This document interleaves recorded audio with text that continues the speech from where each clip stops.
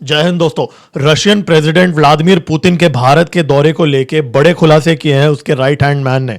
और इसी दौरान फ्रांस ने आज बीच में क्या थोड़ी सी सेंध लगाने की कोशिश की है, उसने कुछ ऐसी हरकत की है, उसके बारे में भी हम बात करेंगे। और नेवी चीफ ने और राजनाथ सिंह जी ने आज वापस पाकिस्तान और ऑपरेशन सिंदूर के रिलेटेड कुछ चीजें और कही हैं। पाकिस्तान के अंदर कंप्लीट केओस है, इस्लामाबाद में ब्लास्ट हो चुका है। इस समय अभी भी आसिम मुनीर का कोई अता पता नहीं है। इमरान खान से रिलेटेड बड़ी खबर अब बाहर निकल चुकी है। और जो भारत के अंदर गवर्नमेंट जो ऐप इंस्टॉल करने की बातें कर रहा था, आज गवर्नमेंट ने यू टर्न ले लिया है। और रोहिंग्याओं को लेके भारत के अंदर हमारे चीफ जस्टिस ने बहुत बड़ी बात कह दी है घुसपैठियों को लेके। और बांग्लादेश जो है इस समय एंटी टैंक मिसाइल्स खरीद रहा है। अब ये एंटी टैंक मिसाइल कंगलू जो है वो किसके खिलाफ इस्तेमाल करेगा, क्या सोच रहा है, उससे रिलेटेड भी हम बात करेंगे। तो दोस्तों, इसके अलावा बहुत सारे और अपडेट्स हैं। फॉरवर्ड पोजीशंस पे हमारे कमांडर्स विजिट कर रहे हैं, नॉर्थ ईस्ट में भी, वेस्टर्न साइड में भी हमने देखा है कुछ डेवलपमेंट्स। तो इन सारी चीजों के बारे में आज बात करेंगे दोस्तों। इस वीडियो को लाइक कीजिए, मेरे चैनल को सब्सक्राइब कीजिए। मेरा नाम है गिरीश और आप देख रहे हैं जियोपॉलिटिक्स। चलिए स्टार्ट करते हैं।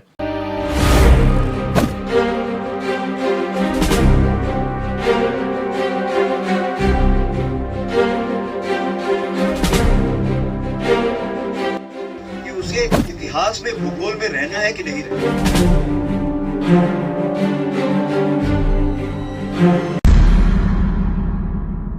देखिए, आज की सबसे बड़ी डेवलपमेंट यह है, व्लादिमीर पुतिन का जो भारत का विजिट होने वाला है उसको लेके बहुत बड़ा माहौल क्रिएट किया जा रहा है और हाइप क्रिएट किया जा रहा है इस समय।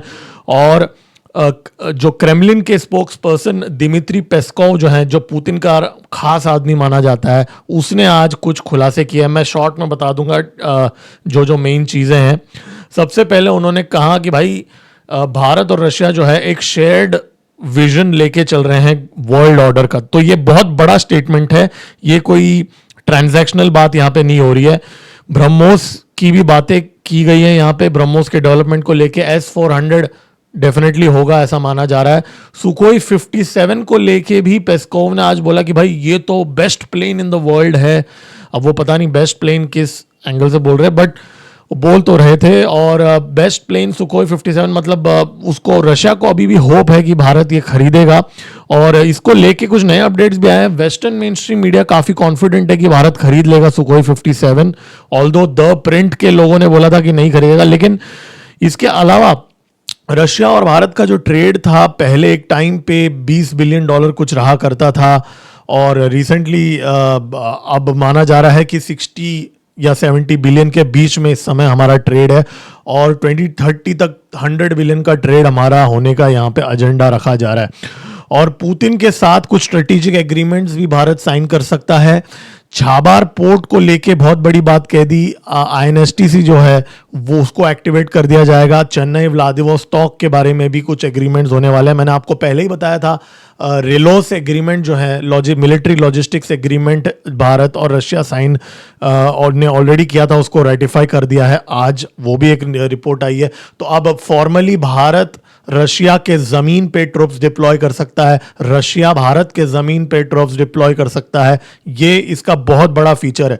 तो ये जो रिश्ता है भारत और रशिया का कैसे डेवलप हो रहा है, इसको डोनाल्ड ट्रंप वहां से बहुत क्लोजली देख रहा है। इस समय यूएस का जो ट्रेड डील है वो डोनाल्ड ट्रंप ने अटका के रखा हुआ है। माना जा रहा है मिनिस्ट्रीज के लेवल पे कि ऑलमोस्ट बहुत सारे पॉइंट्स पे तो नेगोशिएशन खत्म भी हो चुकी है ऑलरेडी। मैंने ऑलरेडी इसके ऊपर बहुत बार बात किया हुआ है कि पिछले कुछ हफ्तों के अंदर ट्रेड डील नेगोशिएट हो चुकी है और डोनाल्ड ट्रंप के टेबल पे रखी गई है, ऐसा माना जा रहा है। लेकिन डोनाल्ड ट्रंप इंतजार कर रहा है कि कब पुतिन भारत आएगा और उसके अंदर क्या भारत डील साइन करेगा पुतिन के साथ। उसके बाद में डोनाल्ड ट्रंप डिसाइड करेगा कि उसको ट्रेड डील करना है, नहीं करना है, टैरिफ बढ़ाना है, नहीं बढ़ाना है। ये मेरा मानना है, क्योंकि डोनाल्ड ट्रंप ने साफ बोल दिया है कि अगर भारत रशिया के साथ ऑयल परचेसेस बढ़ाएगा या और ज़्यादा डील करेगा तो एडिशनल टैरिफ वो लगा सकता है भारत के ऊपर। ये बात उसने लास्ट वीक वापस बोला था। हालांकि वो हर रोज़ कुछ ना कुछ बोलते रहता है, लेकिन 500% एडिशनल टैरिफ का भी यहाँ पे खतरा है। तो यहाँ पे भारत ने, देखिए मैं आपको एक बात बता दूं, पिछले छः महीने के अंदर यूएस से बहुत ज़्यादा प्रेशर सहा है, यूएस की बदतमीजी को भी सही है इस रशिया और यूएस के रिलेशनशिप के लिए।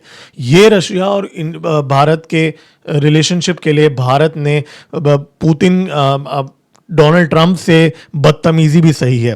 तो इसलिए रशिया का इस समय मेरा मानना है कि दायित्व बनता है कि वो भारत को जो भी बेस्ट टर्म्स में डिफेंस डील्स ऑफर करें, स्ट्रेटेजिक डील्स ऑफर करें और ऑयल के ऑफर्स करें। और आज पेस्कोव ने ये बात भी बोली है कि भाई भारत और जो रशिया का रिलेशनशिप है वो नो लिमिट्स है, जैसा रशिया और चाइना का नो लिमिट्स है। तो यहाँ पे पेस्कोव जो है कहीं ना कहीं ये बताने की कोशिश कर रहा था, थोड़ा उसने ये भी हिंट दिया कि भाई चाइना के साथ हमारा जो रिलेशनशिप है वो नो लिमिट्स है, उसी तरह भारत का है। तो दोनों को हाइफनेट करने की यहाँ पे कोशिश उसने की है। तो देखिए रशिया के साथ ये प्रॉब्लम तो रहेगा हमारा आगे जाके कि चाइना के साथ इस समय रशिया बहुत ज़्यादा डिपेंडेंट है, क्योंकि जो मिसाइल्स के अंदर चिप्स लग रही हैं वो सारे जो रशिया के हैं वो सारे चाइना से आते हैं ज़्यादातर। तो भारत को यहाँ पे बहुत केयरफुल रहना पड़ेगा। और माना जा रहा है कि सुखोई 57 में भी हमारी जो डिफेंस मिनिस्ट्री का यही वन ऑफ द कंसर्न ये भी है कि सुखोई 57 में कुछ चीज़ें ऐसी हैं जो चाइना कंट्रोल कर सकता है आगे जाके। तो भारत को यहाँ पे बहुत ही कॉशियसली थ्रेट करना पड़ेगा, क्योंकि इस समय मैं आपको बता दूँ चाइना, मैंने पिछले कुछ वीडियोस में कहा था उसकी एक्टिविटीज़ बढ़ चुकी हैं LAC के अंदर भी। उसके बारे में मैं कल या परसों थोड़ा बात करूँगा, कुछ नई इन्फॉर्मेशन आई है LAC में क्या चाइना कर रहा है बिल्डअप। तो वहाँ पे भी चाइना कर रहा है, इंडियन ओशन में भी वो ये चीज़ें कर रहा है जो मैंने पिछले कुछ वीडियोज़ में बात की है। तो और भारत का जो नेवी चीफ हैं हमारे वो US में गए हैं, राइट। तो भारत कहीं ना कहीं यूएस के साथ यहाँ पे when it comes to China engage कर रहा है। तो we need to thread cautiously over here. CAATSA जो सैंक्शंस हैं यूएस के, अब पिछले बार तो भारत के ऊपर कैट्सा सैंक्शन नहीं लगाया था, लेकिन क्या डोनाल्ड ट्रंप अब लगाएगा अगर S-400 वापस भारत परचेस करता है या कुछ और करता है। लेकिन फ्रांस ने आज बहुत ही अजीब हरकत कर दी। जेलसी होता है ना, जब एक दोस्त दूसरे दोस्त के पास जाते रहता है तो दूसरे दोस्त को जलन होती है ना।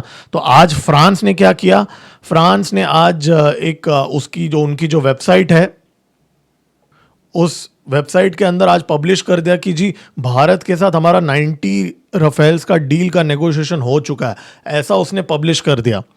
और जैसे ही ये खबर आई हड़कम मच गया कि भाई हमारे यहाँ पे तो हमने तो अभी तक साइन नहीं किया, हालांकि हम सब जानते हैं कि राफेल का डील होने वाला है एडिशनल राफेल्स का। तो ये अचानक ये उनके वेबसाइट में कैसे पब्लिश कर दिया। तो जैसे ही इसमें हड़कम मच गई उन्होंने डिलीट कर दिया ये आर्टिकल को। और उन्होंने वैसे ये आर्टिकल में ये लिखा था कि भाई नेगोशिएशंस तो हो चुका है, लेकिन सिर्फ अभी भारत की मिनिस्ट्री से अप्रूवल आना बाकी है। तो कहीं ना कहीं इस टाइम पे ये लीक का होना, जब पुतिन का विजिट हो रहा है उसी टाइम पे ये आर्टिकल का लीक करके डिलीट करना, मैक्रोन भी अपने गेम्स यहाँ पे खेल रहा है। हालांकि राफेल और हमारा सुखोई 57 का संबंध नहीं है, लेकिन देखिए संबंध है भी। अभी देखिए बहुत सारे विशेषज्ञों का मानना है कि अगर हम राफेल का डील खरीद लेते हैं तो सुखोई 57 के ऊपर मैं ज़्यादा वापस अभी डिटेल में नहीं जाऊंगा, लेकिन जो स्टील्थनेस उतना नहीं है इसलिए शायद हम काम चला सकते हैं, ऐसा भी बहुत लोगों का मानना है। देखिए और राफेल की बात करूं तो आज हमारे नेवी चीफ ने कंफर्म कर दिया कि 26 राफेल्स का जो डील हमने साइन किया था अप्रैल के महीने में इस साल, उसके जो डिलीवरीज हैं वो 2029 से स्टार्ट होगा।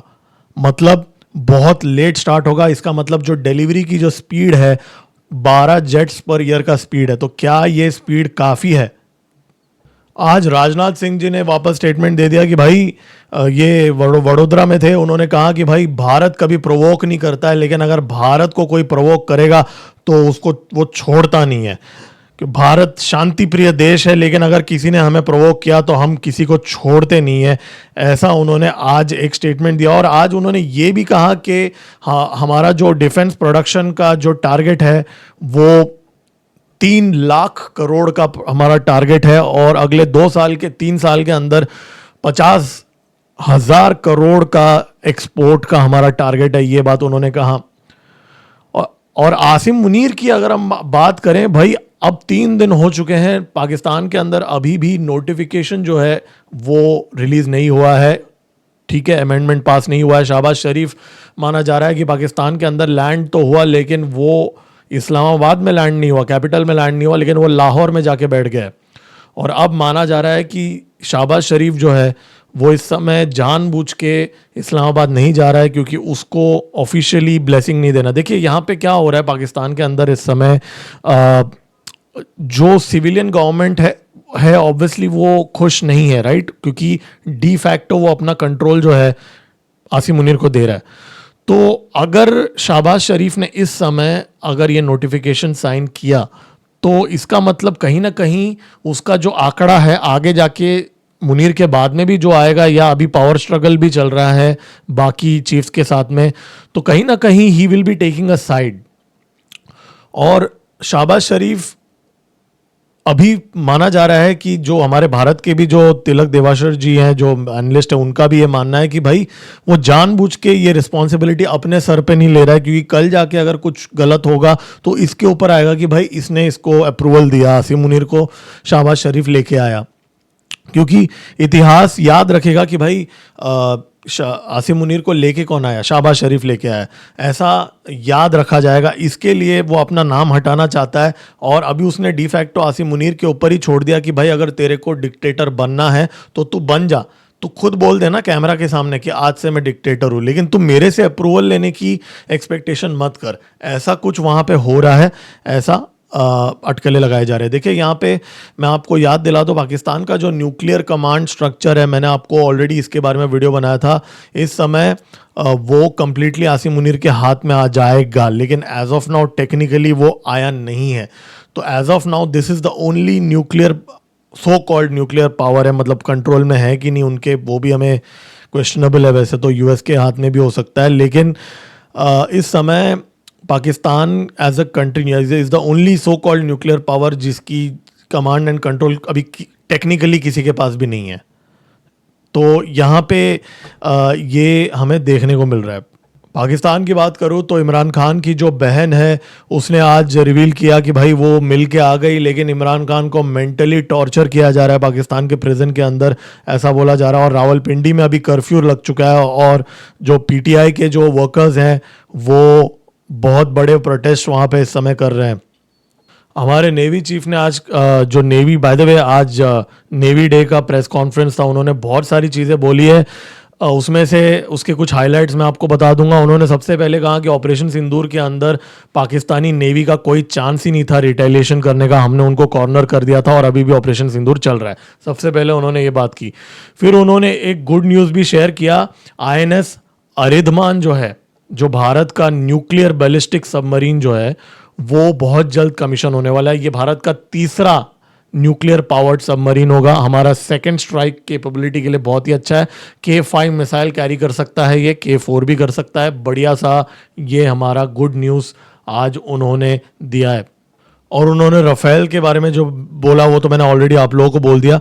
लेकिन आज भारत ने एक स्टेटमेंट दिया है पाकिस्तान के खिलाफ। पाकिस्तान ने बोला था जी भारत जो है हमें श्रीलंका के अंदर एड सप्लाई करने नहीं दे रहा है, हमें एयर स्पेस डिनाई कर दिया भारत ने, सही तरीके से नहीं दे रहा है। तो भारत ने उस झूठ को एक्सपोज कर दिया, और आज हमारे रणधीर जायसवाल जी ने एक स्टेटमेंट दिया कि भाई हमने तो ऑफिशियली पूरी दुनिया के सामने एयर स्पेस ओपन किया था, तो पाकिस्तान ये क्या रबिश कर रहा है। और पाकिस्तान की आज बहुत बड़ी बेइज्जती हुई है। श्रीलंका में जो एड भेजा जा रहा था, पाकिस्तान ने एक्सपायर्ड माल भेजा था। मतलब जो माल अक्टूबर 2024 में मैन्युफैक्चर हुआ था, जो अक्टूबर 2024 में एक्सपायर हो चुका था, वो माल पाकिस्तान ने श्रीलंका को भेजा। तो आज वापस हर रोज़ की तरह पाकिस्तान की बेइज्जती हो गई है। तो ये कॉमेडी जो है पाकिस्तान करते रहता है। और इतने बेशरम लोग हैं ये लोग, खुद एक्सपायर्ड माल भेजते हैं श्रीलंका को, और फिर भारत के ऊपर इल्ज़ाम लगाते हैं कि जी भारत जो है वो हमें एयर स्पेस प्रोवाइड नहीं कर रहा है, और झूठ पे झूठ बोलते हैं वो लोग। वैसे मैं आप लोगों को अभी थोड़ा मिलिट्री अपडेट दे देता हूँ। देखिए मैंने बहुत दिन पहले ही आपको बता दिया था कि धुबरी, किशनगंज और चोपड़ा में जो चिकन स्नैक के पास जो है वहाँ पे 3 गैरिसन्स ओपन किए, राइट।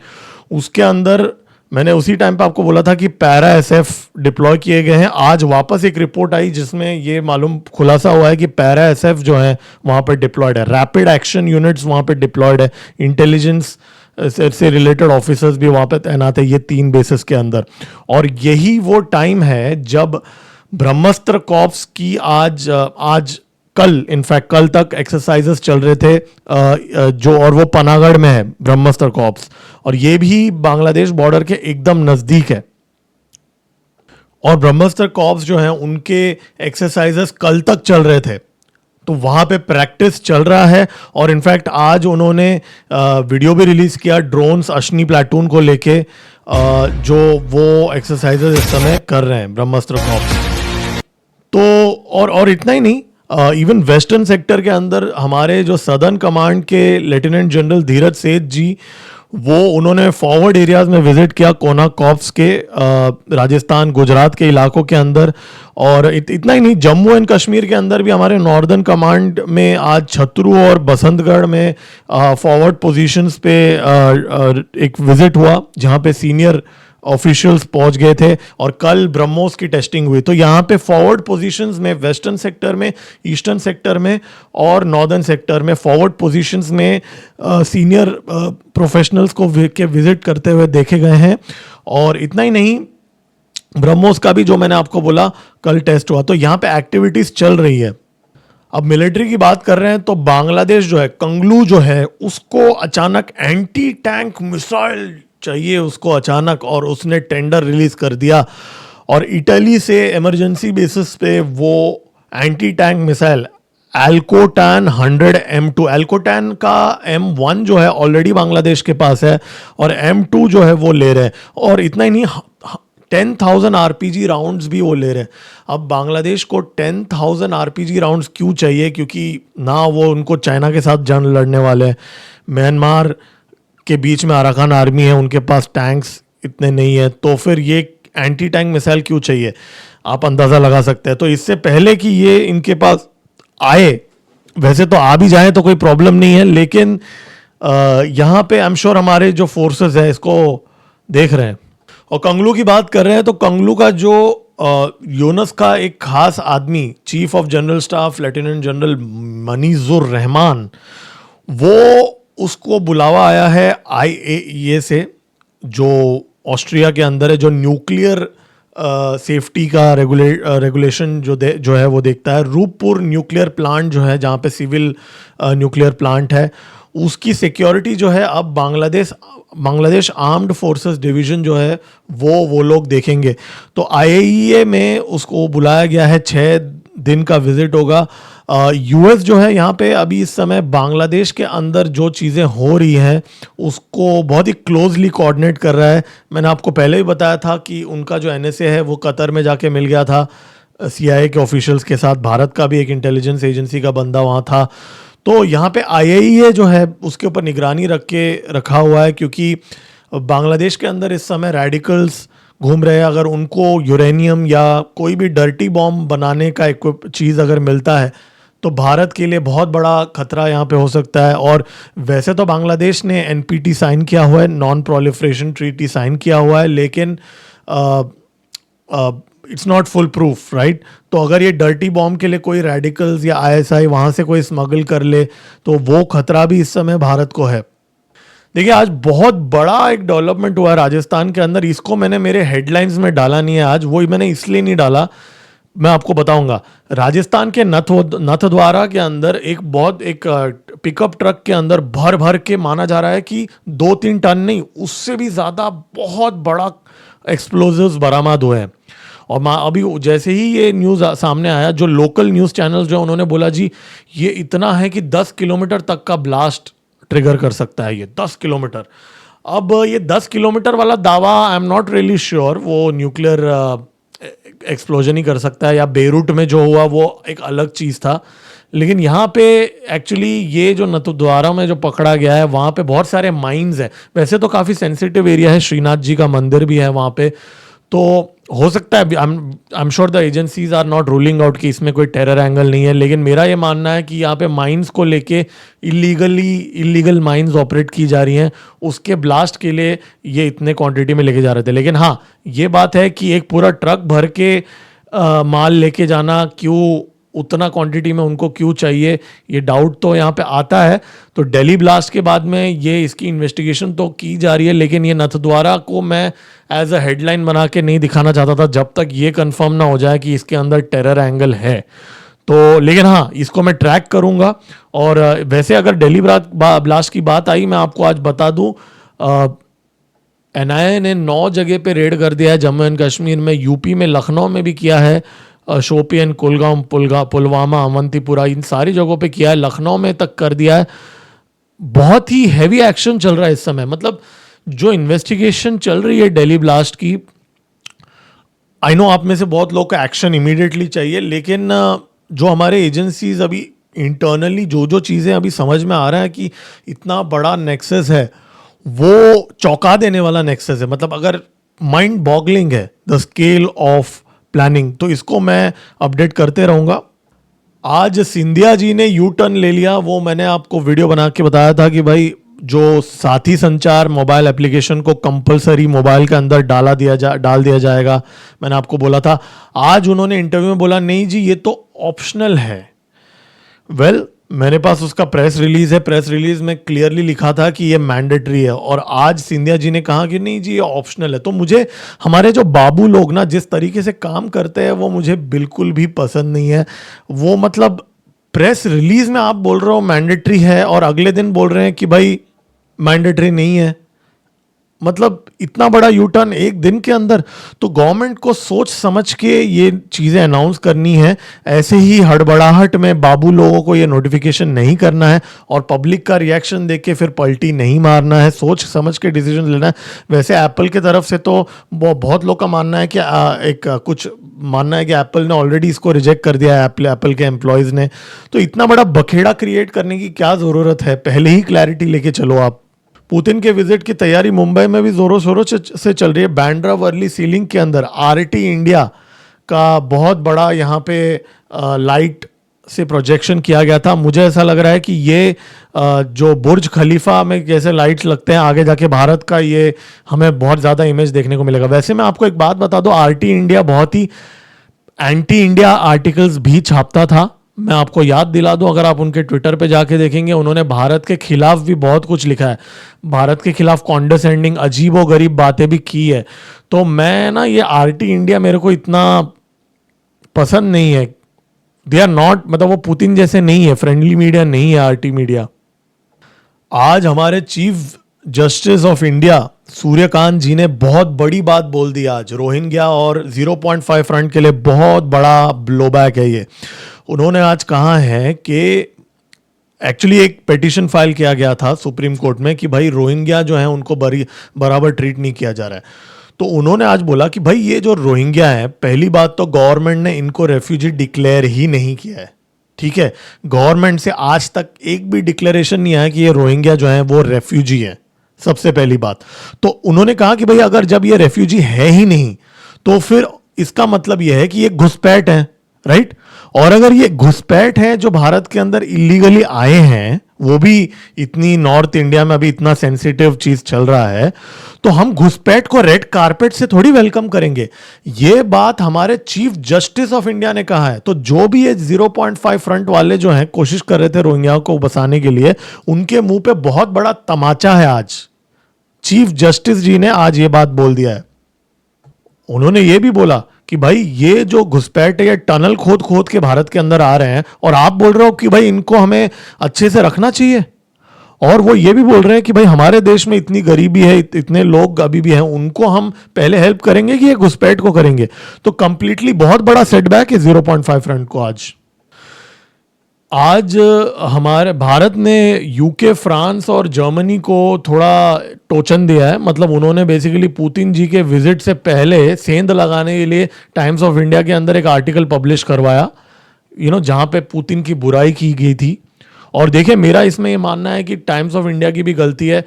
वैसे तो देखिए हम डेमोक्रेसी हैं तो मीडिया को फ्रीडम ऑफ स्पीच तो है, तो हम टाइम्स ऑफ इंडिया को कंट्रोल नहीं कर सकते कि वो क्या छापेंगे, लेकिन as a responsible news agency उनको पुतिन के विजिट के एक दिन पहले पुतिन को क्रिटिसाइज करते हुए फ्रेंच, यूके और जर्मनी के डीप स्टेट के जो लोग हैं उनके एम्बेसडर्स के ने जो गंदी गंदी बातें लिखी हैं पुतिन के खिलाफ, वो पब्लिश नहीं करना चाहिए था। तो आज भारत के सरकार ने ये चीज़ उनको बोला है।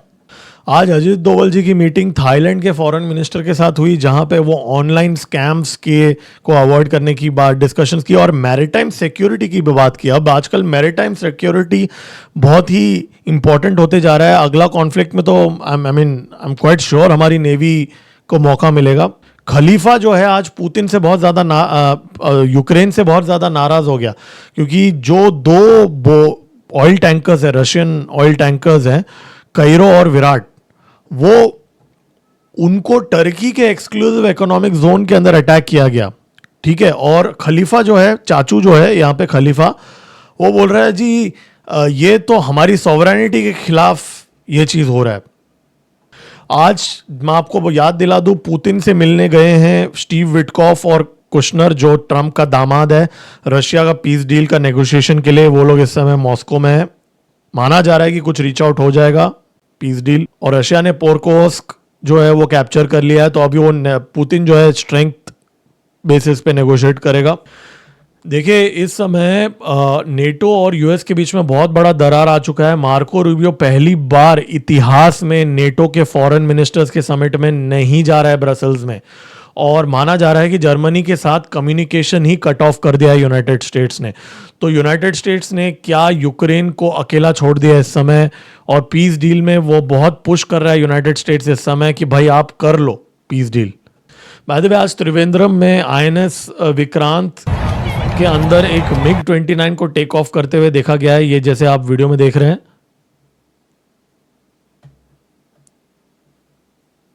वेनेजुएला के ऊपर अभी किसी भी समय हमला हो सकता है, ये तो मैं आपको बताते ही जा रहा हूं। अब माना जा रहा है कि स्पेशल फोर्सेस जो हैं वो ऑलरेडी बहुत नजदीक आ चुके हैं वेनेजुएला के, और 15,000 यूएस ट्रूप्स, 11 वॉरशिप्स और पूरी तैयारी के साथ माना जा रहा है कि ट्रंप जो है किसी भी मोमेंट ऑर्डर दे सकता है इन्वेजन का, और बहुत बड़ा कॉन्फ्लिक्ट यहाँ पे हमें देखने को मिल रहा है। वर्ल्ड के ऑयल प्राइसेस डिसरप्ट हो सकते हैं। भारत के लिए भी यहाँ पे एक खतरा इसलिए है क्योंकि ऑयल का सप्लाई चेन जो है वो डिसरप्ट हो सकता है। यूएस के बहुत सारे टैंकर्स जो हैं वो देखे गए हैं मैक्सिकन बॉर्डर के पास। और बाय द वे मैं आपको बता दूं, मैक्सिको ने बयान दिया है कि वो वेनेजुएला को सपोर्ट करेगा। ये देखिए, ये अफवाह आ गई है कि स्पेशल फोर्सेस ऑलरेडी वेनेजुएला के अंदर है, मदुरो को मारने की कोशिश कर रहे हैं। वैसे मैं आपको एक बता दूं, एक छोटी सी बात बता दूं, मदुरो जो है ना, वो एक्चुअली भारत में सत्य साई बाबा जो थे उसका बहुत बड़ा फैन है। उसने हाथ में कलावा भी पहनता है। किसी दिन और मैं बात करूंगा, उसका कुछ अलग ही कनेक्शन है भारत के साथ, मदुरो का। एक खबर आई है कि पाकिस्तान के अंदर 24,000 सोल्जर्स और पुलिस ऑफिसर्स इस साल छोड़ चुके हैं, रिजाइन कर चुके हैं, क्योंकि उनको फैमिली से प्रेशर है कि भाई केपीके के अंदर उनको मरना नहीं है। और ये बात का खुलासा एक पुलिस ऑफिसर अख्तर अली नाम के पुलिस ऑफिसर ने किया है वहां पे। जैसा मैंने आपको बताया, जर्मनी कंफ्यूज हो चुका है कि यूएस ने अचानक उससे रिश्ता क्यों तोड़ दिया है। जैसे आपको याद दिला दूं, इंडियन आर्मी का सूर्य किरण एक्सरसाइज चल रहा है उत्तराखंड में पिथौरागढ़ में नेपाली आर्मी के साथ में इस समय। टीटीपी ने एक वीडियो आज तालिबान के टीटीपी ने आज वीडियो रिलीज किया है कि वो कैसे पाकिस्तान के एयर बेसिस के अंदर ड्रोन से हमले कर रहे हैं। और ये वीडियो के अंदर उन्होंने दिखाया कि भाई कैसे ड्रोन से ग्रेनेड्स फेंके जा रहे हैं, बॉम्ब्स फेंके जा रहे हैं। तो इसका मतलब टीटीपी की जो कैपेबिलिटी है वो इतना ज़्यादा है कि मतलब it's like a proper army. मतलब उस लेवल का इक्विपमेंट टीटीपी को कौन सप्लाई कर रहा है। पाकिस्तान का जो information so called information minister है वो बोल रहा है जी ये इमरान खान की बहन भारत के न्यूज़ चैनल में जाके बयान दे रही है, ये लोग पाकिस्तान के खिलाफ काम कर रहे हैं, एंटी नेशनल हैं। बाय द वे आज पाकिस्तान का एक नया army chief of army staff deploy हुआ है, lieutenant general नॉमन Zacharia. Not that it matters, जाना तो उन सबको एक ही जगह पे भारत के द्वारा। ईरान के ईस्ट खोरासान प्रोविंस के अंदर माना जा रहा है कि भाई 8 million ton of oxide gold ore और 53 million ton of sulphide gold ore पाया गया है। तो ईरान के अंदर इजराइल अभी वापस अटैक करने के लिए देख रहा है। तो ये बहुत बड़ी खबर है, ये मुझे पहले बोलना चाहिए था। आज भारत ने बहुत बड़ा माइलस्टोन अचीव कर लिया कि हमारे भारत के अंदर इजेक्शन सीट्स नहीं बनते थे ना फाइटर जेट्स के। तो आज इजेक्शन सीट की टेक्नोलॉजी का डेमोन्स्ट्रेशन आज भारत ने किया। चंडीगढ़ में टेस्टिंग हुआ, डीआरडीओ ने कराया। तो इसका मतलब भारत बहुत ही नज़दीक है हमारे फाइटर जेट का खुद का इजेक्शन सीट बनाने के लिए। बहुत बड़ी बात है। हम आज भी इंपोर्ट करते हैं। इस्लामाबाद के यूनिवर्सिटी के अंदर आज एक ब्लास्ट हुआ। अब जैसे ही ब्लास्ट हुआ पाकिस्तान में तुरंत उन्होंने बोला नहीं जी ये सिलेंडर का ब्लास्ट है, ये है वो है। अब माना जा रहा है कि ये जो यूनिवर्सिटी के अंदर जो चाइना का जो सेक्शन था वहाँ पे सिलेंडर ब्लास्ट हुआ। अब ये सिलेंडर ब्लास्ट बार बार क्यों होता है पाकिस्तान के अंदर, वो भी जहाँ चाइनीज़ है या कोई इंपॉर्टेंट कम्युनिकेशन करना होता है वहाँ पे। अभी देखिए यहाँ पे अगर आप पैटर्न देखेंगे, चाइनीज़ इंजीनियर्स को तजिकिस्तान में 2 हमले हुए 1 हफ्ते के अंदर, और यहाँ पे इस्लामाबाद के अंदर यूनिवर्सिटी के अंदर जहाँ पे चाइनीज़ लैंग्वेज का सेक्शन है वहाँ पे सिलेंडर ब्लास्ट होता है। तो कहीं ना कहीं यहाँ पे आईएसआई के द्वारा बहुत ही लो लेवल पॉलिटिक्स है ये, चाइना को डराने के लिए या कुछ फॉर सम रीज़न चाइना को टारगेट किया जा रहा है पाकिस्तान के अंदर। लेकिन चाइना फिर भी इस समय मिलिट्री एक्सरसाइज कर रहा है पंजाब रीजन में। जी हाँ, एज वी स्पीक पंजाब के अंदर चाइना और पाकिस्तान के बीच में एक मिलिट्री एक्सरसाइज हो रहा है पंजाब के अंदर। तो दोनों का इंटरेस्ट है भारत को काउंटर करना। एक कंसर्निंग न्यूज़ है जो हमें नज़र रखना पड़ेगा इन पे, क्योंकि अभी अचानक पाकिस्तान के तहरीक तालिबान के अंदर आज एक बंगाली लोगों ने वीडियो रिलीज़ किया। मतलब बंगाली जो है, कंगलू जो है, वो टीटीपी ज्वाइन कर रहे हैं। तो ये भारत के लिए एक रेड फ्लैग है। अगर टीटीपी ज्वाइन कर रहे हैं तो क्या वो ट्रेनिंग लेके हमारे ईस्टर्न बॉर्डर पे whether they can create any problem. ये वीडियो के रिकॉर्डिंग के टाइम पे मेरे को भी एक नया अपडेट मिला है यहाँ पे। ये जो मैंने लॉजिस्टिक्स एग्रीमेंट की मैंने बात की, उसमें अब 5 वॉरशिप, 10 एयरक्राफ्ट और 3000 ट्रूप्स जो हैं वो रशिया भारत के अंदर डिप्लॉय कर सकता है। अप टू 5 इयर्स का ये अरेंजमेंट होगा। तो रशियन ट्रूप्स भारत के अंदर डिप्लॉय किए जा सकते हैं। 5 वॉरशिप्स और 10 एयरक्राफ्ट, दोनों, भारत भी रशिया के अंदर डिप्लॉय कर सकता है, रशिया भी भारत के अंदर डिप्लॉय कर सकता है। इस पे मैं थोड़ा डिटेल में वापस वीडियो बनाऊंगा।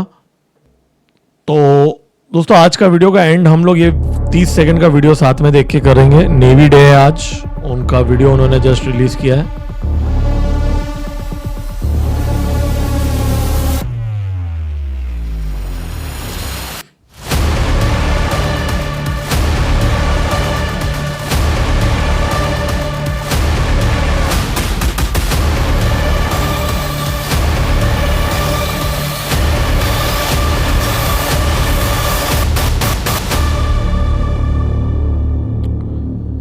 ग्रेट।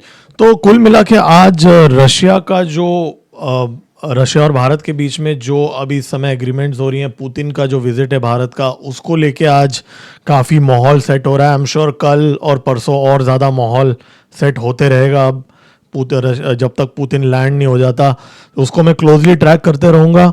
तो ये था आज का अब डेली अपडेट। मैं मिलता हूँ आपको कल नए वीडियो में। दोस्तों इस वीडियो को लाइक कीजिए, मेरे चैनल को सब्सक्राइब कीजिए। मेरा नाम है गिरीश और आप देख रहे हैं एमजीओ पॉलिटिक्स। जय हिंद, भारत माता की जय।